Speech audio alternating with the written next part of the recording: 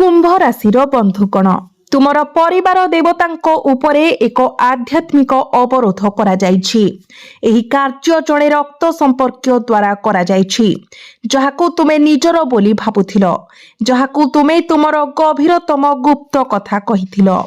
तुमे जे आत्मीयता बांटिथिलो ताहा उपरे भरोसा करी तथापि सेही रक्त संपर्क तुमर विनाशर कारण हेबाकू जाउछि। प्रत्येक व्यक्ति सफलता सेमानंको परिवार देवतांको आशीर्वाद द्वारा निर्णय करा जाए। तथापि तुमर एही निकट संपर्कीय तुम विरुद्ध रे तुमर परिवार देवी को असंतोष को उस्काइबाकू लागि पड़िछि। एक बड़ षड्यंत्र पूर्वरु रचित होई सारिछि। तुमे बहुत दिन धरी अशांत रहिछ। तुम घरे दारिद्र्यता बास करि सारिछि एवं तुमे निजको लक्ष लक्ष टंकार ऋण रे भाराक्रांत करूछ। तुमे आउ तुमर काम किंबा व्यवसाय उपरे ध्यान दे पारुनाह एवं तुमर परिवार रे घरोई कलह एक नीतिदिनिया घटना पालटिछि। किछि समय धरी तुमे एपरि अनेक असुविधा रे घेरी रहिछ। एसबु तुमर परिवार देवतांको असंतुष्ट हेबार सीधा सड़क परिणाम। तुमर एही गुप्त शत्रु किए जे तुमर विनाश पाई फास बिछाई तुमर थरे आनंदमय जीवन रे निया लगाई देउछि। आजिर वीडियो रे तुमे सेमानंकर परिचय पाइब। जे व्यक्ति तुमर द्वार देश रे एही आध्यात्मिक अवरोध लगाइथिला से तुमर घरे एपरि एक जिनिस छाड़ी जाइछि जहा तुमर परिवार देवी को क्रोधरे तुम ठारू मुह फेराई देइछि। फलस्वरूप तुमर जीवन संपूर्ण विशृंखला रे फोपाड़ी दिया जाइछि। तुमे जहा चाहुछ ताहा हासिल करि पारिबो नाही। तुमे जेते आग्रहर सहित करना काहेकि प्रत्येक प्रयास विफलता रे शेष हुए। तुमे प्रेम रे विश्वासघातकता एवं विवाह रे विश्वासघातकर सम्मुखीन हुआ। फलस्वरूप तुमे जीवनर दौड़ रे प्राय हार मानि नेछ। प्रायतः निजको भाबुछ मु आउ आगको बढ़ी पारिबि नाही, किंतु कोनोसी कठोर किंबा भूल पदक्षेप नेबा पूर्वरु दयाकरी एही वीडियो को शेष पर्यंत देखंतु, कारण गुरुजी तुम पाई विशेष भाबरे किछि गुरुत्वपूर्ण सूचना आनिछंती। एहा तुमे सम्मुखीन हेउथिबा प्रत्येक समस्या पाई एक निश्चित प्रतिकार एक औषध भावरे कार्य करे। जणे किपरि सेमानंको पारिवारिक देवतांकु उपयुक्त भावरे पूजा करंती, आमे केउ साधारण भूल करू जहा सेमानंको क्रोध को उत्तेजित करे, एक क्रोध जहा अत्यंत महंगा प्रमाणित हुए, कारण एहा जणे व्यक्तिंको ध्वंसर धीरे धीरे आरंभ हुए। जदि तुमे सेमानंको खुशी रखिबाकू चाहुछ तेबे तुमको केउ पदक्षेप नेबाकू पड़िबो, केउ भूल करिबा बंद करिबाकू पड़िबो एवं शेषरे केउ लोकंको ठारू तुमे निजको मुक्ति करिबाकू पड़िबो। एही वीडियो रे गुरुजी प्रत्येक विवरणी को विस्तारित भावरे बुझाइछंती। एबे सब किछि तुम हातरे। जदि तुमे प्रकृत रे तुमर कुल देवतांको पूजा करूछ तेबे तुमे एही वीडियो को शेष पर्यंत देखिबा उचित, किंतु जदि तुमे अहंकार रे ग्रासित हुआ तेबे तुमे एहाको अधा बाटरे परित्याग करिबो। प्रथम एवं सर्वोपरि जदि तुमे मध्य तुमर परिवारर कुल देवतांको सम्मान कर एवं तुमर चिंताधारा रे सेमानंको मने रख।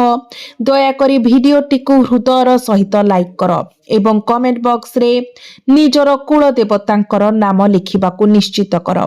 बहुत शीघ्र सेमानंकर कृपा द्वारा तुम घरे एक आश्चर्यजनक खबर आसिबो। एही दुनिया रे प्रत्येक मनुष्य निज जीवन काल रे किछि महान हासिल करिबार स्वप्न देखे। सेमानंकर आकांक्षा विशाल, तथापि सेमाने प्रायतः गोटिए गुरुत्वपूर्ण सत्य को अणदेखा करंती। जदि जने जीवन रे प्रकृत सफलता हासिल करिबाकू चाहे तेबे केवल टंका रोजगार करिबा यथेष्ट नुहे। वयस्क मानंको आशीर्वाद एवं सर्वोपरि आमर कुल देवतांकर कृपा संपूर्ण अपरिहार्य। अनेक व्यक्ति अछंती जो मानंकर ना आकर्षणीय दृश्य अछि ना प्रभावशाली शरीर, तथापि सेमाने धनी टाइकुन परि बुलंती, कारण सेमाने सेमानंको कुल देवतांकर दिव्य कृपा उपभोग करंती। तथापि आजिर आधुनिक पीढ़ी एही धारणा को बुझी पारुनाहंती। ଆଜିର ଯୁବପିଢ଼ି ଉଚ୍ଚଶିକ୍ଷିତ, ତଥାପି ସେମାନେ ନିଜ ଘରେ ପୂଜା କରିବାକୁ ସମୟ ପାଆନ୍ତି ନାହିଁ। ମନ୍ଦିର ଦେଇ ଯିବା ସମୟରେ ସେମାନେ ଈଶ୍ୱରଙ୍କୁ ସମ୍ମାନଜନକ ପ୍ରଣାମ କରିବାକୁ ମଧ୍ୟ କଷ୍ଟ କରନ୍ତି ନାହିଁ। ଏପରି ମାନସିକତା ସହିତ ସେମାନେ କିପରି ଜୀବନରେ ଉନ୍ନତି ହାସଲ କରିବାର ଆଶା କରିପାରିବେ? ସେମାନେ ପୂଜାର ଉପଯୋଗିତା ଉପରେ ପ୍ରଶ୍ନ ଉଠାଇଥାନ୍ତି। ଭାବନ୍ତି, ପ୍ରାର୍ଥନା କ'ଣ ବା ବଦଳାଇ ଦେବ? କଠିନ ପରିଶ୍ରମ ହିଁ ଗୁରୁତ୍ୱପୂର୍ଣ୍ଣ। ସେମାନେ ବିଶ୍ୱାସ କରନ୍ତି, କେବଳ ଯେତେବେଳେ ମୁଁ ଅଫିସକୁ କାମ କରିବାକୁ ଯାଏ କିମ୍ବା ଦୋକାନ ପରିଚାଳନା କରେ, ସେତେବେଳେ ଘରେ ଟଙ୍କା ପ୍ରବାହିତ ହେବ। ସେତେବେଳେ ହିଁ ଆମେ ଆମ ଜୀବନର କିଛି କରିପାରିବା। ତଥାପି ବାସ୍ତବତା ସମ୍ପୂର୍ଣ୍ଣ ଭିନ୍ନ।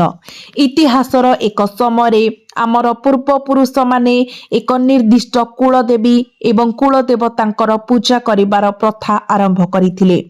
ଉଦ୍ଦେଶ୍ୟ ଥିଲା ଯେ ଆମେ ଈଶ୍ୱରଙ୍କ ନାମରେ ବିଭାଜିତ ନ ହୋଇ କେବଳ ଜଣେ ଦେବତାଙ୍କୁ ଆମର ସର୍ବସ୍ୱ ଭାବରେ, ଆମର ସର୍ବୋତ୍ତମ ବାସ୍ତବତା ବୋଲି ମାନିବା।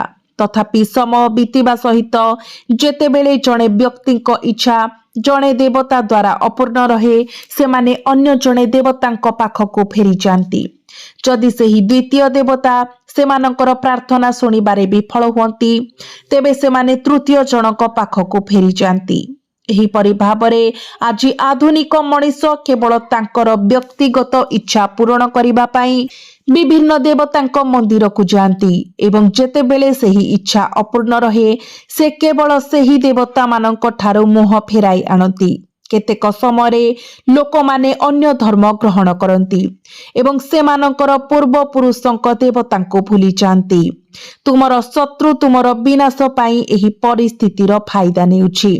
ନକାରାତ୍ମକ ଉପାଦାନ ଗୁଡ଼ିକ ଗୁପ୍ତ ଭାବରେ ତୁମ ଘରେ ପ୍ରବେଶ କରାଉଛି।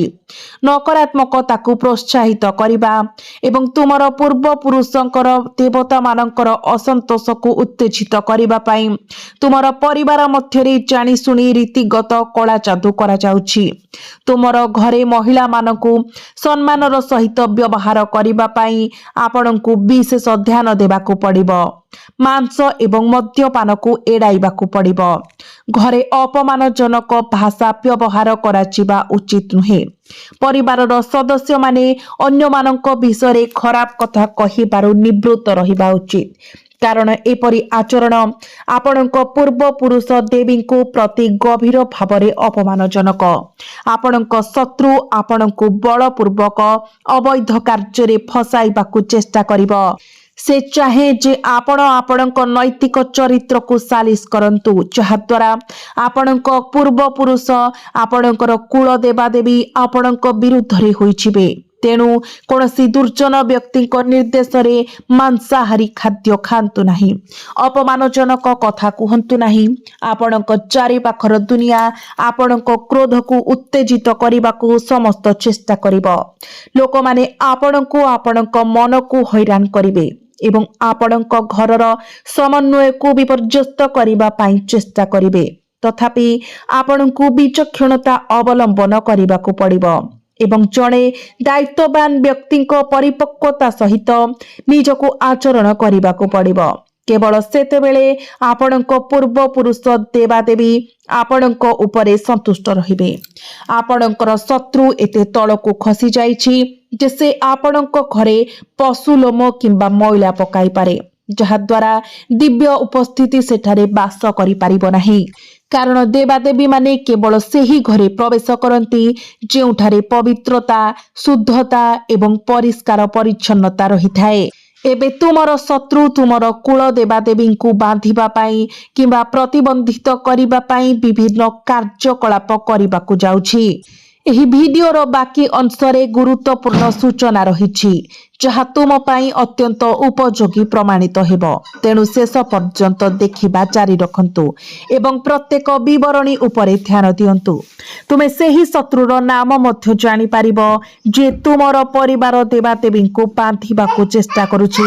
ଏହା ବ୍ୟତୀତ ତୁମେ ତୁମର ଦ୍ୱାର କିପରି ବାନ୍ଧିଛି ଏବଂ ତନ୍ତ୍ରମନ୍ତ୍ରର ନିର୍ଦ୍ଦିଷ୍ଟ ପଦ୍ଧତି ଗୁଡ଼ିକ କିପରି ନିଯୁକ୍ତ କରାଯାଏ ତାହା ଠିକ୍ ଭାବରେ ଶିଖିବ।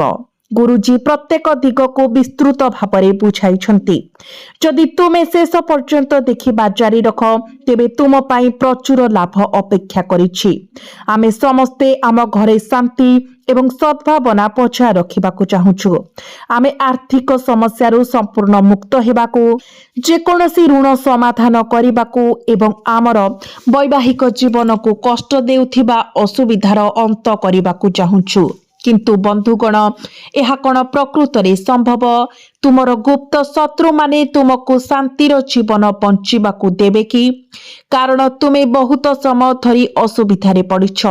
तुमे विशेष भावरे सेमानंक द्वारा दुखित हेउछ, जो माने तुमर निज संपर्कीय एवं परिवारर सदस्य। कारण सेमानंकर प्रायतः तुमर कार्य हस्तक्षेप करिबार अभ्यास थाए। सेमाने तुमको देखि सह्य करि पारंती नाही। सेमाने तुमको प्रचुर धन संपत्तिर मालिक भावरे देखि सह्य करि पारंती नाही। फलस्वरूप तुमे प्रायतः निजको गुप्त भावरे जीवन यापन करुथिबार देख।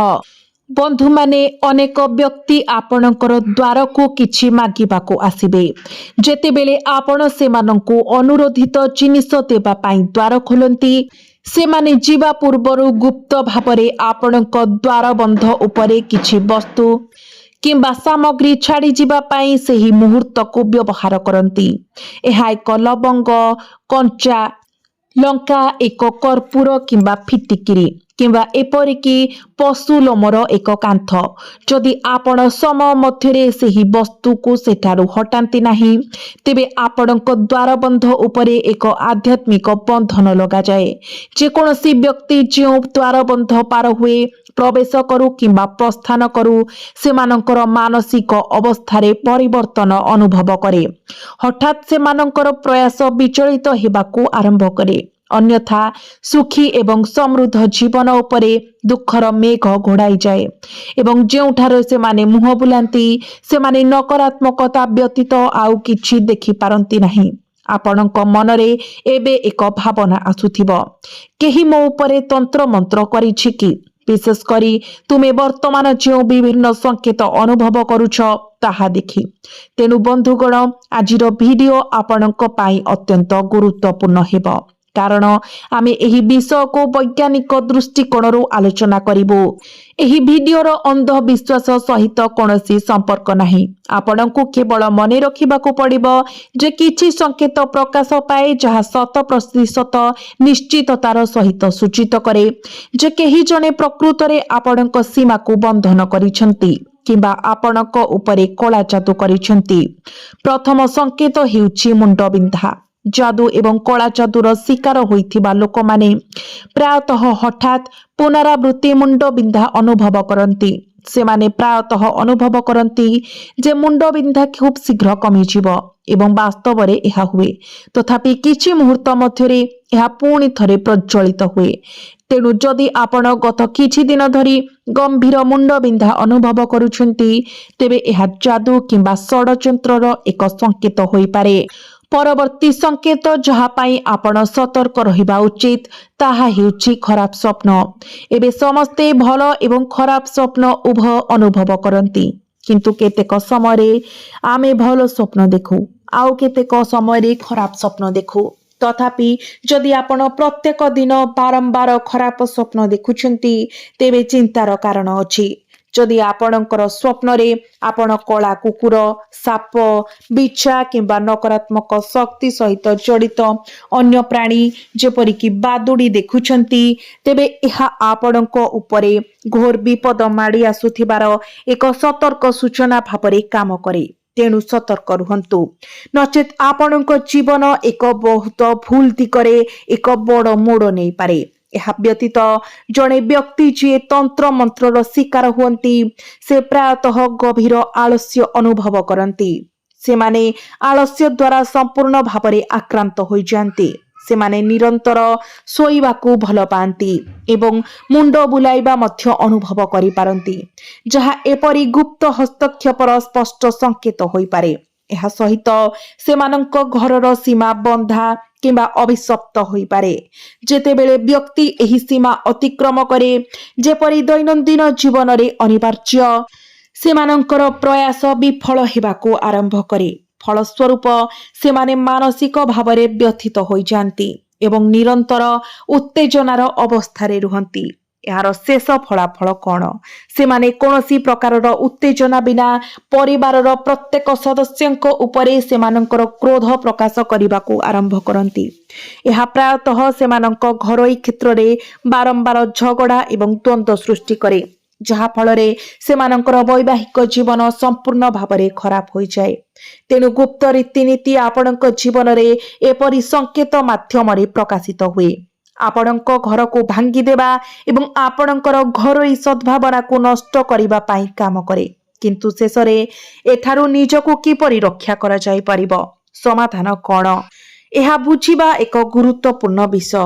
ଏହି ଜ୍ଞାନକୁ ବୁଝିବା ପରେ ଆପଣଙ୍କ ଜୀବନରେ ଆଉ କେବେ ଆତଙ୍କର କାରଣ ରହିବ ନାହିଁ। ଏହି ଭିଡିଓରେ ଆହୁରି ଆଗକୁ ଆମେ ସମାଧାନ ପ୍ରକାଶ କରିବୁ। ଆପଣଙ୍କୁ ନିର୍ଦ୍ଦିଷ୍ଟ ପ୍ରତିକାର ଅବ୍ୟବସ୍ଥା ପ୍ରଦାନ କରିବୁ। ତେବେ ତାନ୍ତ୍ରିକ ପୂଜା କେବଳ ସେହି ବ୍ୟକ୍ତିଙ୍କୁ ପ୍ରଭାବିତ କରେ ଯାହାର ଗ୍ରହ ସଂଯୋଜନ ଏକ ନିର୍ଦ୍ଦିଷ୍ଟ ଦୁର୍ବଳ ଅବସ୍ଥାରେ ଥାଏ। ଭଲ ଭାବରେ ଶୁଣନ୍ତୁ। ଧରନ୍ତୁ ଜଣେ ବ୍ୟକ୍ତି ବର୍ତ୍ତମାନ ରାହୁ କିମ୍ବା କେତୁଙ୍କ ଦଶା କିମ୍ବା ହୁଏତ ଶନି 7.5 କିମ୍ବା ମଙ୍ଗଳର ଦଶା ଦେଇ ଗତି କରୁଛନ୍ତି। ଯଦି ସେହି ବ୍ୟକ୍ତିଙ୍କ କୁଣ୍ଡଳୀରେ ଦ୍ୱାଦଶ ଭାବରେ ଶନି, ମଙ୍ଗଳ, ରାହୁ ଏବଂ ସୂର୍ଯ୍ୟଙ୍କର ସଂଯୋଗ ଅଛି, ତେବେ ନକାରାତ୍ମକ ଶକ୍ତି ଯେପରିକି ମନ୍ଦ ଦୃଷ୍ଟି, ତାନ୍ତ୍ରିକ ଅଭ୍ୟାସ କିମ୍ବା କଳାଜାଦୁ ପ୍ରକୃତରେ ପ୍ରଭାବ ପକାଇପାରେ। ଆପଣଙ୍କୁ ଏହି ସତ୍ୟ ପ୍ରତି ବିଶେଷ ଧ୍ୟାନ ଦେବାକୁ ପଡ଼ିବ। ଯେତେବେଳେ ଜଣେ ବ୍ୟକ୍ତିଙ୍କର ଗ୍ରହ ସଂଯୋଜନ ଜ୍ୟୋତିଷ ଚାର୍ଟ ମଧ୍ୟରେ ଏହି ନିର୍ଦ୍ଦିଷ୍ଟ ବିନ୍ୟାସରେ ପ୍ରବେଶ କରେ, ଅର୍ଥାତ୍ ଯେତେବେଳେ ସେମାନେ ଏହି ଦୁର୍ବଳ ଅବସ୍ଥାରେ ଥାନ୍ତି, ସେମାନଙ୍କ ବିରୁଦ୍ଧରେ କରାଯାଇଥିବା ଯେକୌଣସି ତାନ୍ତ୍ରିକ ପୂଜା ସଫଳ ହୋଇଯାଏ। ତେଣୁ ଏହାର ମୂଳରେ ଏହା ଗ୍ରହ ଶକ୍ତିର ଏକ ଖେଳ। ତଥାପି ଆପଣଙ୍କୁ ଅତ୍ୟନ୍ତ ସତର୍କ ରହିବାକୁ ପଡ଼ିବ। ଆପଣଙ୍କ ଘରେ ପ୍ରବେଶ କରୁଥିବା ପ୍ରତ୍ୟେକ ବ୍ୟକ୍ତି ଉପରେ ସତର୍କ ନଜର ରଖନ୍ତୁ, ବିଶେଷ କରି ଯେଉଁମାନେ ଆପଣଙ୍କ ଦ୍ୱାରକୁ ଦାନ ମାଗିବାକୁ ଆସନ୍ତି। ବିଶେଷ ଧ୍ୟାନ ଦିଅନ୍ତୁ ଯେଉଁମାନେ ସନ୍ଧ୍ୟା ସମୟରେ ଆପଣଙ୍କ ଘରକୁ କିଛି ମାଗିବା ପାଇଁ ଆସନ୍ତି, କାରଣ ଜୀବନରେ ଏକମାତ୍ର ପ୍ରକୃତ ସ୍ଥିର ବ୍ୟକ୍ତି ହେଉଛନ୍ତି ଦିବ୍ୟ ପରମାତ୍ମା। ଆମେ ଅନ୍ୟମାନଙ୍କ ଉପରେ ନିର୍ଭରଶୀଳ ହେବା ଉଚିତ ନୁହେଁ କିମ୍ବା ଅନ୍ୟ କାହା ଉପରେ ଅତ୍ୟଧିକ ନିର୍ଭର କରିବା ଉଚିତ ନୁହେଁ। ପ୍ରାୟତଃ କିଛି ଲୋକ ଅନ୍ୟମାନଙ୍କ ସାହାଯ୍ୟ ବିନା କାର୍ଯ୍ୟ ପୂରଣ କରିବାରେ ନିଜକୁ ଅସମର୍ଥ ଭାବନ୍ତି। ସେମାନେ ଜଣେ ସାଥୀର ଆବଶ୍ୟକତା ଅନୁଭବ କରନ୍ତି, ବନ୍ଧୁ ହେଉ କିମ୍ବା ସମ୍ପର୍କୀୟ, କାରଣ ସେମାନେ ଏକା କାମ କରିବାକୁ ଅକ୍ଷମ। ଏହା ସେମାନଙ୍କର ସବୁଠାରୁ ବଡ଼ ଦୁର୍ବଳତା ଏବଂ ଏହି ଦୁର୍ବଳତାକୁ ଅନ୍ୟମାନେ ଶେଷରେ ସେମାନଙ୍କର ପତନ ଆଣିବା ପାଇଁ ବ୍ୟବହାର କରନ୍ତି। ତେଣୁ ଆମେ ଯେଉଁ ବାର୍ତ୍ତା ଦେବାକୁ ଚାହୁଁଛୁ ତାହା ହେଉଛି ଆପଣ କେବେ ବି ଆପଣଙ୍କର ଦୁର୍ବଳତାକୁ ଆପଣଙ୍କର ଶତ୍ରୁମାନଙ୍କ ହାତରେ ପଡ଼ିବାକୁ ଦେବା ଉଚିତ ନୁହେଁ। ଯଦି ଆପଣଙ୍କ ଦୁର୍ବଳତା ଆପଣଙ୍କ ବିରୋଧୀମାନଙ୍କ ସମ୍ମୁଖରେ ପ୍ରକାଶିତ ହୁଏ, ତେବେ ସେମାନେ ଆପଣଙ୍କ ବିନାଶ ଆଣିବା ପାଇଁ ଗୋଟିଏ ମୁହୂର୍ତ୍ତ ମଧ୍ୟ ସଂକୋଚ କରିବେ ନାହିଁ। ସେହି ବ୍ୟକ୍ତିମାନଙ୍କ ପ୍ରତି ଧ୍ୟାନ ଦିଅନ୍ତୁ ଯେଉଁମାନେ ଆପଣଙ୍କ ଜୀବନରେ ବିଭେଦ ବୁଣୁଛନ୍ତି, ଯେଉଁମାନେ ଆପଣଙ୍କ ଦ୍ୱାର ଦେଶରେ ମନ୍ତ୍ର ପକାଇବାକୁ ଚେଷ୍ଟା କରୁଛନ୍ତି। କେହି ଜଣେ ଆଧ୍ୟାତ୍ମିକ ସାଧକଙ୍କ ମାଧ୍ୟମରେ ଆପଣଙ୍କ ବିରୁଦ୍ଧରେ ଏକ ତାନ୍ତ୍ରିକ ରୀତିନୀତି କରାଉଛି। ଏଥିରେ 2 ଜଣ ମହିଳା ଏବଂ ଜଣେ ପୁରୁଷ ସାମିଲ ଅଛନ୍ତି। ଏହି ବ୍ୟକ୍ତିମାନଙ୍କ ମଧ୍ୟରୁ 2 ଜଣ ପରସ୍ପର ସହିତ ଜଡ଼ିତ, ଯେତେବେଳେ ତୃତୀୟ ବ୍ୟକ୍ତି ସ୍ୱାଧୀନ ଭାବରେ କାର୍ଯ୍ୟ କରନ୍ତି। ଦୟାକରି ଏହି ବିବରଣୀ ପ୍ରତି ଧ୍ୟାନ ଦିଅନ୍ତୁ। 2 ଜଣ ମହିଳା ଏବଂ ଜଣେ ପୁରୁଷ ଅଛନ୍ତି, ତଥାପି ମହିଳା ଏବଂ ପୁରୁଷଙ୍କ ମଧ୍ୟରୁ ଜଣେ ପରସ୍ପର ସହିତ ମିଳିତ, ଯେତେବେଳେ ଅନ୍ୟ ଜଣକ ମହିଳା ଏକାକୀ କାର୍ଯ୍ୟ କରନ୍ତି। ଏକାକୀ ଆପଣଙ୍କ ଉପରେ ତାନ୍ତ୍ରିକ ପ୍ରଭାବ ପକାଇବାକୁ ଚେଷ୍ଟା କରନ୍ତି। ଏହି 3 ଜଣ ବ୍ୟକ୍ତି ଆପଣଙ୍କ ସ୍ଥାନରୁ ମାତ୍ର 1 ରୁ 1.5 କିଲୋମିଟର ବ୍ୟାସାର୍ଦ୍ଧ ମଧ୍ୟରେ ରୁହନ୍ତି। ଏହାର ଅର୍ଥ ହେଉଛି ସେମାନେ ଆପଣଙ୍କ ଘରକୁ ବହୁତ ଥର ଆସିପାରନ୍ତି। ସେମାନେ ଆପଣଙ୍କର ସମ୍ପର୍କୀୟ, ନିକଟ ପରିଚିତ, ପଡ଼ୋଶୀ କିମ୍ବା ଆପଣଙ୍କ ଦ୍ୱାରା ଖାଲି କରାଯାଇଥିବା ପୂର୍ବ ବାସସ୍ଥାନର ନିକଟରେ ରହୁଥିବା ଲୋକମାନେ ମଧ୍ୟ ହୋଇପାରନ୍ତି। ଆମେ ଆପଣଙ୍କୁ ଏକ ଚେତାବନୀ ଦେଉଛୁ, ସତର୍କ ରୁହନ୍ତୁ। प्रायतः देखा जाए जे महिला माने परस्पर प्रति तीव्र ईर्षा रखती एवं से माने सहजरे क्रोध किंबा प्रतिशोध नेबार इच्छा को भूली जाती नहीं। तेणु एही विपद मुख्यतः संपृक्त दुई महिलांक ठारू आसीथाए एवं आमे प्रथमे सेमानंक परिचय प्रकाश करिबाकू जाउछु। आमे आपनकू सेमानंक नामर प्रथम अक्षर प्रदान करिबु। जदिओ गुरुजी नीतिगत भावरे तांकर शिष्य मानंक द्वारा प्रदान करा जायथिबा विवरणी उपरे आधार करी आपनकू सेमानंकर पूर्ण नाम प्रकाश करि पारिबे। आमे एठारे स्पष्ट भावरे काहार नाम उल्लेख करि पारिबु नाही, कारण एपरी सूचनार गोपनीयता बचाय रखिबा आमर कर्तव्य। बरं आमे आपनकू संकेत प्रदान करिबु। आमे सेमानंक नामर प्रारंभिक अक्षर एवं सेमानंकर आनुमानिक बयस प्रकाश करिबु, जहा द्वारा आपण सेमानंकू सहजरे चिन्हट करि पारिबे। प्रश्नर प्रथम महिला विवाहित एवं तांकर दुईटी संतान अछि। तांक नाम दा अक्षररू आरंभ हुए एवं तांकर बयस प्रायतः 34 रु 38 वर्ष मध्यरे। तांकर रंग धूसर एवं तांक कपाळर डाहाण पार्श्वरे गोटिए तिल अछि। एही व्यक्तिंक ठारू दूरेई रहिबा उचित, कारण तंत्र अभ्यास सेमानंक परिवार मध्यरे दीर्घ दिन धरी एक परंपरा होई आसीछि। पिला दिनरू एपरी अभ्यास मध्यरे बढ़िबा परे सेमानंकर मानसिकता बहुत नकारात्मक। जदि आपण सेमानंकर शिकार हुअंती तेबे सेमानंकर षड्यंत्रर जालरू निजको मुक्त करिबा अत्यंत कष्टकर प्रमाणित हेबो। तेणु सतर्क रुहंतु। आमे आपणଙ୍କୁ एक सतर्क सूचना प्रदान करिछु। वर्तमान यह संपूर्ण भावरे आपणଙ୍କ उपरे निर्भर करे जे आपण सेही संकेत को बुद्धिमान भावरे व्याख्या करंतु एवं ध्यान दियंतु। वर्तमान आमे जणे पुरुषर नाम प्रकाश करिबाकू जाउछु, तापरे आउ जणे महिलांक नाम। प्रथमे पुरुषर नाम उल्लेख करूछु, कारण से सही महिलांक सहित संपर्क रखिचंती जहार नाम एच अक्षररू आरंभ हुए। अन्य शब्द रे आपणଙ୍କୁ इंग्राजी अक्षर एच सहित आरंभ हेउथिबा जेकोनोसी व्यक्तिंक ठारू मध्य सतर्क रहिबा उचित। यह जुक्तियुक्त जे जदि एही पुरुष एवं महिला परस्पर सह मिसी काम करूछंती तेबे से हुए तो तांकर निकट संपर्कीय किंबा हुए तो आपणकर बंधु। तेणु सतर्क रुहंतु।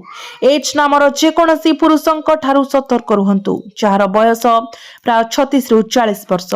एही महिलांक सहित मिसी काम करी से पूर्वरु तुम पाई फास बिछाइछि, गुजब प्रसार करिछि एवं क्षतिकारक गपसपरे लिप्त होइछि।